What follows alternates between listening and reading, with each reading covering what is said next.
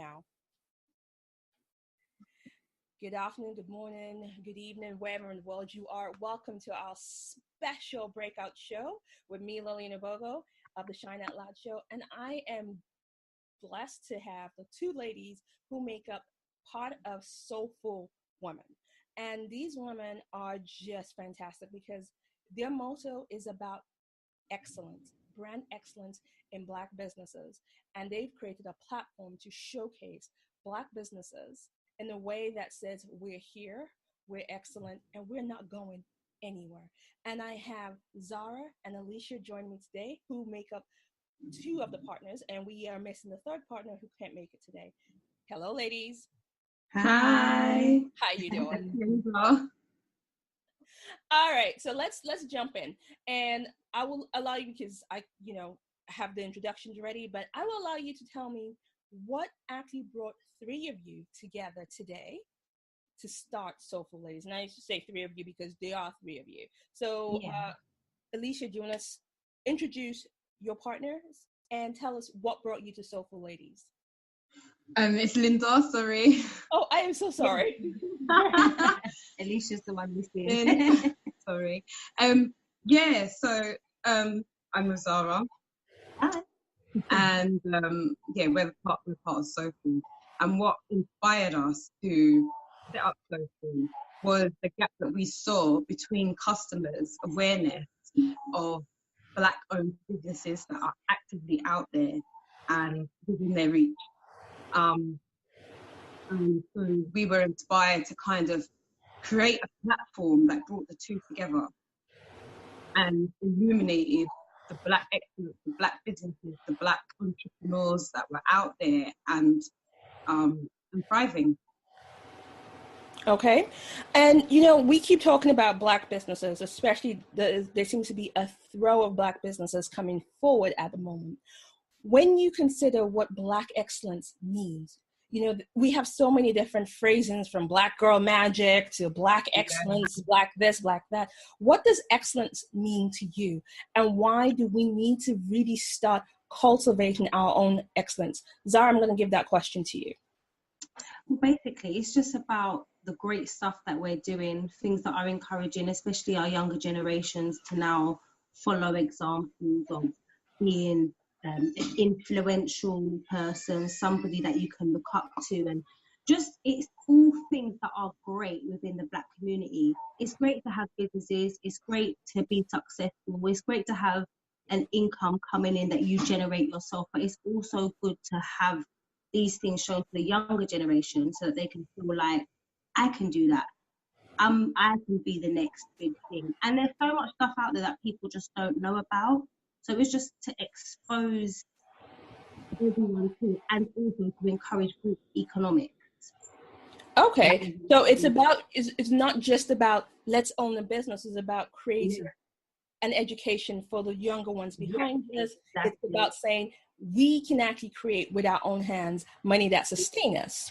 And, we are in that fold. If you look at the Brexit that is happening, you look at the United States, why is this important? Why do we need to continue to have these conversations? Because you will think that by now we should be already on board with this, but we find ourselves in a position that we need to have these conversations more and more. Definitely. I tend to say it's like not just going through the door, but leaving it propped open for those behind us. Okay. And also, I think it needs to be discussed because there's always some kind of stumbling block, or it would seem that there's always some kind of stumbling block, whether it means that people are, it's just say great things are going on. Alongside that, there's always some kind of publicist or showing like the worst things going on, the youth killing each other, the police. Like, it's just there's always something that kind of counteracts the great stuff that's going on, and people pay more attention to the negative. So it's about pushing those positive things out there. So that's what people focus on more, and showing the excellence that we are achieving. Yeah. Okay, and that's very important because, your wives, your partners, your mothers, you are looking at this not just about this is about me right now. This is not just about us. You're creating a platform that showcase businesses in a way that your slogan that got my attention was about in a way that is non-competitive. Yeah. And so that actually got my attention for a couple of reasons that I point out to. Linda, could you kind of move to my right? Yeah, just because you were so much in the light. So I'm losing part of your lovely face. Yeah, that's better.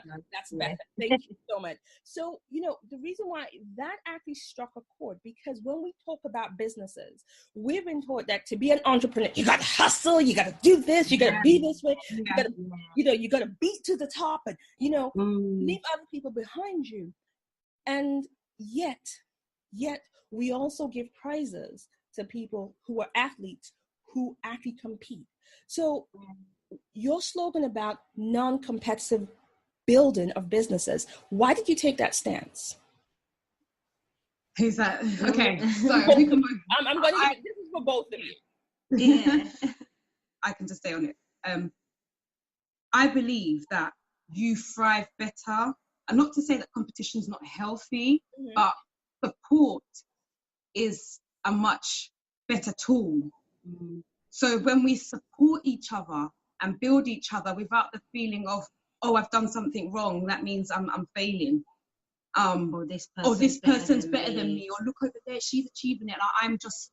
I can't even, you get deterred. And in our community, we have so much of that already. Let's celebrate supporting and building each other, where we don't feel that we're competing, where we feel to be ourselves. And when you are yourself, you are more creative and you're able to create what's within rather than looking outside. Not just that alone. it's also to help business network. Yeah. So like there could be one small business that's successful in one area and another small business that's successful in another area, and they both need help in the areas that they're not so successful in, so that they can come together and share. Yeah. And it's all about networking. And how are you doing that? Because I find that hard. So could you? And it's all about all the businesses getting together. And even if their products are similar, that's a good idea. Do you mind sharing how you got to that point? It's just all about networking, all about sharing, all about coming together and trying to build each other up so that everybody is at a stage where it's successful, and you don't feel like someone's stealing your idea or doing everything. We're supporting each other, and we're not in fear, but we're in we're united. Unity. That's what the Asians and the Jews do. They don't usually understand. So we need to adopt that. I'm absolutely all for that, because there is an importance of growing together. There's an serious importance of building together. And the fact is that your business as it stands, without even looking at what you do for other businesses, is already breaking a few stereotypes. Because the first stereotype is, well, Black women don't work together. Black women can't be successful together. Oh, and then if you want to throw in the shadism conversation into that, there's all of that. So I am all for what you ladies stand for, because yes, competition is great. Competition is necessary because it moves business forward. However, we go faster together. Yeah. And I think that's something that if we keep reminding ourselves that we grow faster together with others, because like you rightly pointed out, what I may know, you don't. What you may know, I don't. And if we share within each other, we grow. That's really that simple. And Alysia, you mentioned something, and you said, Linda, you mentioned something, and you said about, where we. Let me get that phrase right. Oh, but you're stealing my idea, or it was my idea first. And when we think about it, there actually isn't any original idea on the there isn't, not on the sun. Exactly. I don't think there has been an original idea since the first painting, the first wheel, or the first social media. Everything. Unless somebody literally invents something brand new, never been thought of, before. It's already done. There's just new ways of doing it. Exactly. Personal touch to it. But like you said, it's already been done. So it's not a case of stealing that idea. It's how can I personalize it to myself? Yeah. And once you know the main reason to why you're producing something, the creativity is endless, and it flows. And if you have a baseline, a principle of why you're doing an idea, running with a business, possibilities are endless. You know what? I like this. And I like the fact that your platform is actually out there to say, listen, there are Black businesses that are successful and are here to stay. So looking at your platform, looking at what you've done so far, let's look at you ladies personally. Now, what are your individual backgrounds? So you didn't wake up and start a business. You have day jobs. You have what you do. What you've done. What is in all that you've done? What would you say is a defining thing that brought you to where you are today? And that's for both of you. I think just wanting to not just, you want to give back, but sometimes everybody has different ways of giving back. Some people give back with like physical or monetary or gifting and that. And some people give things with wisdom. And I think with this, it's more of like an idea that like, how do we give back? Plus, we are all mothers. We all have children. And we don't want our children to make the same choices that we made when we might have been younger. And it's only now we're thinking, okay, so what are we doing? Where are we going? How are we building ourselves as women? We would like our children to have that kind of, that implanted in them already, like, so they grow into it. It's not something they have to figure out later on. So I think for us, it was more about giving back to the young generation. I feel like our generation, the generation older, is a lot harder to reach. They're already stuck in their way. So, you know, there are people that are open-minded and see that there is a future where we can build together and be economically rich, emotionally rich, mentally rich as a community, as a whole. But I think it's more so for the children coming up behind us. And that, for me, is what's important, is that the children are going to grow up to be these type of adults that are going to feed into their community and have the businesses and I'm here itching. Building. I so love it. I just want to compliment what she said and say that that's why we're soulful. We want to sow a seed. We want to be generational. That's why we are called Soulful. Sow a seed so it's generational. So the platform, it highlights those businesses. It gives those businesses that seem like they're hidden, illuminate them, show them. Just like if you're starting out as a business, it's excellent. This is magnificent what you're offering. Support them, show them, believe in yourself. And that's what Soulful is about. Sowing that seed so that generations to come have an easier, not even just an easier, but an access. They have accessibility. Yeah. Actually, you know what? I think easier is not a bad word, because we tend to avoid to say, oh, we don't want to make it easy for them, our next generation. But I think the onus is on us to make it easier. That's okay. Yes. Not easier in the sense of they don't have to get up and create, but easier for them to walk through those doors. Yeah. We want to put our next generation in the position that is easier for them to connect and network with people like-minded to support their visions. Yes. So there's nothing wrong with the word easier. I think we should embrace the easier for our next generation. The same way that the culmination of our parents' dreams for us was easier for us to be in places they couldn't be in. Exactly. That's the truth. Yeah. You know, I agree 100%.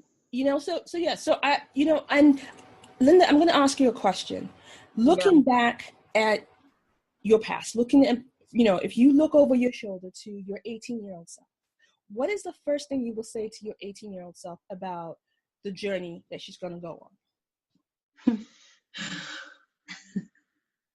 I would say to my 18-year-old self, believe in yourself. Believe in yourself. No matter what is going on, do not lose belief in yourself. And strive for the best because you deserve the best. Strive for the best, even when it seems like it's inaccessible. Still make the effort to try and go for it, because the worst thing that you can do is not make the attempt. And failure is not the end. Okay. It's actually a chance for you to restructure, rebuild, and go again. Okay, that is absolutely awesome. Zara, my question for you is something Linda just spoke about, failure. How do you personally, as a mother, as a partner, as a business owner, how do you personally bounce back from failure? I mean, failure doesn't scare me, because I just think it happens. You can't think that everything's going to always go the way you want it to. Things are going to happen. There's always going to be a barrier and obstacles. It's about, as Linda said, restructuring, thinking, okay, this has happened now. What's my next move? What can I do now to move on? How am I going to now progress, or how do I make a decision that's going to not make me end up in that same predicament again? So failure it's not a scary thing. It's daunting, but it's an opportunity. It's that point in your life to say, okay, now I tried right, maybe I should try left. I tried left, maybe I should go straight. And you have to try. Yeah. If you don't try, you're always going to be stagnant, sitting in the same place, thinking about it. Oh, should I? Oh, I'm just going to sit here a little bit longer. Oh, I might take that right again. Oh no, so you just have to do it, and you have to know that things aren't always going to happen the way you want them to. Things are going to go upside down. Things may even be delayed. Yeah. But as long as you have that motivation, and focus to push, everything that you're supposed to do, everything that's supposed to happen will happen, as long as you're willing to keep on pushing and keep on moving and keep on going. You know what? That's absolutely so spot on. But it's like sometimes we forget that, failure is part of our growing process. We forget. And so sometimes it does kind of stump us. And if you've ever had a stumping moment, what do you do to recover? And this is for both of you. If you've ever had a stumping moment where you've had that little bit of failure and it made you go yeah, it can be painful. Very. How do you failure can be painful. Yeah, how do you recover? Sometimes. I mean, for me, addressing that question, there is sometimes a moment of silence. And you have to be at peace with yourself, with your thoughts, because sometimes when we fail, I tend to in the past failed, and quickly, because failure is seen like, oh, you've done, you haven't made it, you failed, you make the decision in haste that are wrong. And so then, because you want to cover up the failure, you then go to the strings that are not right for you, per se. So I would say, sometimes when failure comes, you need to be at peace with yourself. Get a notepad, get some motivational speaking, whatever it may be, that rejuvenates your thinking, revitalizes your ideas, reinstates your productivity, your creativity, or whatever it is, because you've now been sucked dry, kind of, if you want to put it like that. So you need to put back in what has just been sucked away, because when you was going for that, you was passionate, you was thriving, and it's just been knocked. And it's only human nature for you to feel a sense of loss.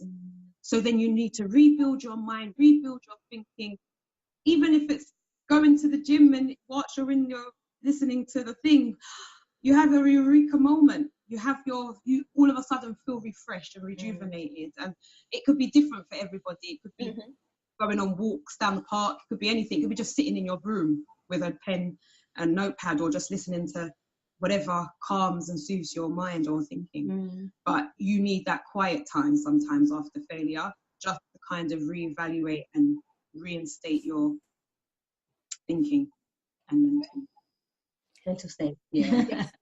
And I'm gonna put a pin in the next question I'm gonna ask, because that question is really important because it's something you touched on. But what I wanted to ask is, how can we find out more about Soulful? Where do we need to go on social media to make sure we connect with you ladies? So at the moment we have our Instagram page. It's so_full. Yeah. So_full. We also have a Facebook page, but it mirrors our Instagram, and we have a website which is so_full.co.uk. Is it, or is it .com? .com. Yeah. Okay. We have a web page as well. And Twitter. Oh, and our Twitter. Yeah. Soulful at Soulful1 on Twitter. Okay, so what I'll do is, for everyone who's listening in the recording, it will be on our website, all their links where you can go and connect with these amazing ladies and actually find out about the different businesses their platform supports. Now, let's go back to that question that I was going to ask, because you actually said something that was very important about being sucked dry, about you need to refresh yourself. Now, it's a two-part question, and I'm going to start with the part one. Especially for us as Black women, we have been sold this Kool-Aid, that I call it, that we need to be strong. You know, the strong Black woman stereotype. We are strong. We don't need anything. Yeah. Everything's off our shoulders. You know, that strong stereotype. Tell me, for you ladies, how do you view that story about this strong at all cost?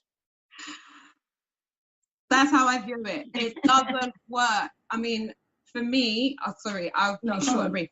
If I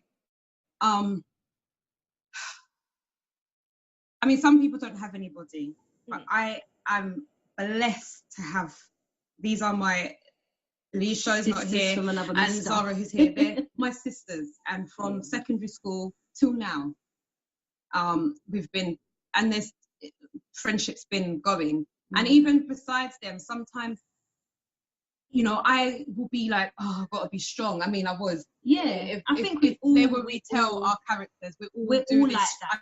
We're all just like, but as life's gone on, it's a load of nonsense.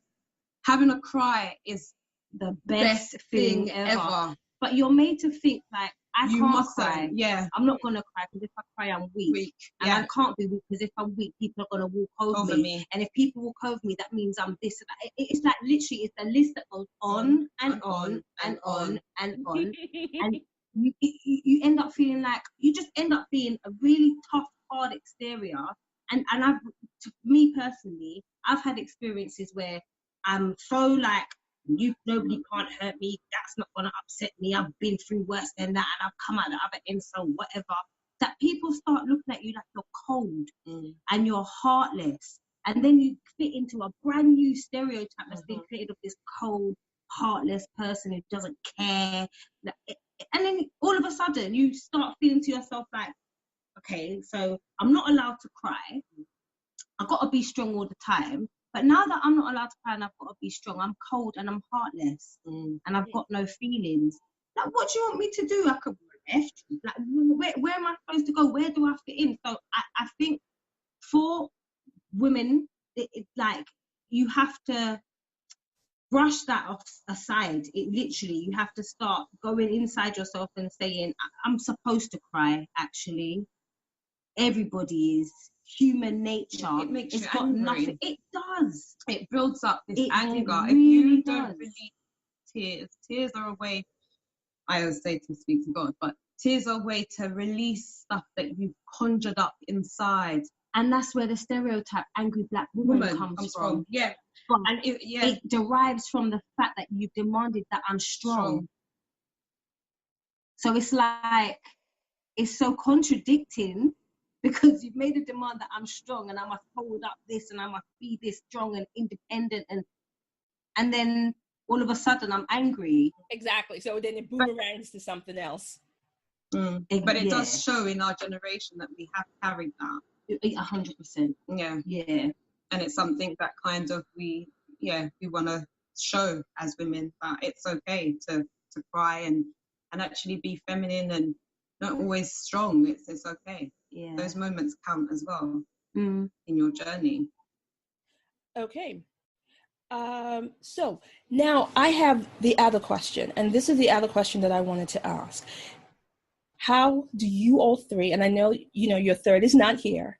Yeah. Your mothers, you have day jobs, you have other responsibilities and obligations, and you have your business, which you are birthing together. How do you all take care of yourselves? How do you take care of your physical, emotional, and mental well-being? So we've actually got a date booked Tonight. Love it! It's been quite a while. It's been a while. And we've booked a girly meeting to have like a cocktails and just chill and catch up and hug each other and I've missed you sort of thing, because like you said, life happens. Yeah. And you need that time. And you go to the gym. She's really good. Yeah. I'm really bad. Because I do believe we're all different, and we all have different kind of releases. For me, when I go gym, I feel re-energized. I feel like I've given something to myself, and I've had me time. So I tend to kind of do that 2 to 3 days in a week, and if not, at least one day. Okay. Just so that I've given something to me. But that's how we tend to do it, as well as like if we do meetings, we meet up. Daily meetings, have a chat. Oh, we do conference calls. Oh yeah, all three of us, all on the phone together. So I'll be calling Zara, and then Alysia will call and be like, hold on, let's merge the call. To be honest, we do have a lot of one-to-one time with us, and our children as well are very close. So we do things with the kids, and it's just juggling. I mean, sometimes it's so easy to get complacent. I'm not gonna lie. It's very easy to think too much. I can't take it all on. But then again, if you have to think about your vision and what's important and a priority for you in life, and that now, although it seems like a lot, if we keep on pushing and striving for it, eventually it will become easy. Do you know what I mean? So it's about staying consistent and creating time. Creating time for each other, prioritizing for and work, creating time for the kids, for everything. Right. Yeah. You know what? Understanding each other. Yeah. Definitely. Okay. So you guys actually make a lot of time, and I absolutely love the fact that you guys already have a date penciled in for tonight. Girly time. In a month. It has. So here's my final question for today. Mm-hmm. What do you want your personal legacy and Soulful legacy to be? And that's for both of you. I would like Soulful to leave a legacy that illuminates and brings light to businesses that may seem like nobody can see me. And Black excellence overall. Yeah. Black businesses that, I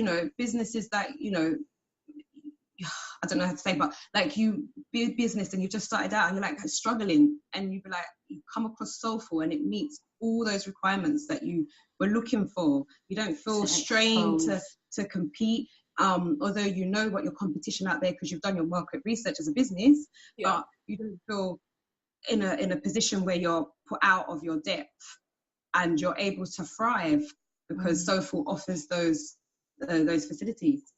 For me, it's about opening the door for the next generation and making sure that our future has a future.